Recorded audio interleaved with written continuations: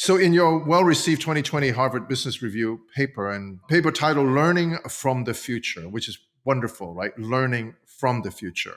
You posed a question that how can we formulate strategy in the face of uncertainty? How do you answer this question, and what is the process to put a framework around uncertainty?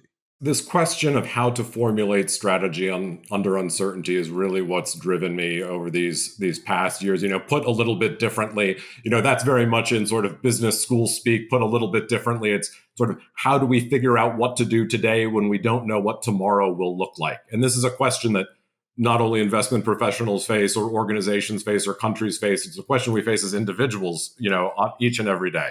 Yes. How do we choose a course of action that we think is going to get us where we want to go? And all too often the problem is that the future looks like this undifferentiated mass of uncertainty. It's just this sort of opaque, you cannot, peer past the veil of the future. And you can wind up in this almost hopeless sense of, anything could happen. And it's neither true nor useful to say that anything could happen. There's not much you can do with that. And so what I like to say is we construct a deliberative process to examine facets of the future, to look at key uncertainties, what we think are the things that are worrying us the most, that will have the greatest impact on the future, but whose value we don't know what it will be. We don't know whether it'll be good or bad, positive or negative, high, low, what have you.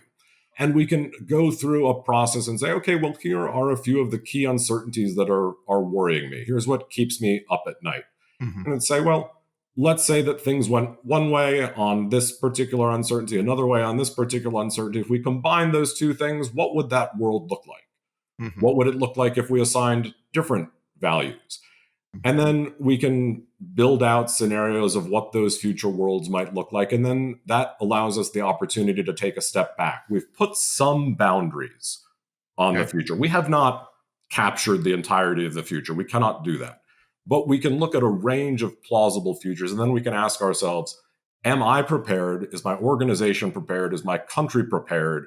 Should any of those futures come to pass? And if not, what are strategies, what are robust strategies, courses of action that would obtain to any of those futures that we could take today, things we would wish we had done today if one of those futures materialized. So that gives us a start at an answer. I'll come back to that because I think part of that discussion also is who's in the room to talk about that future. Absolutely. Is there groupthink in it? How diversified the participants should be?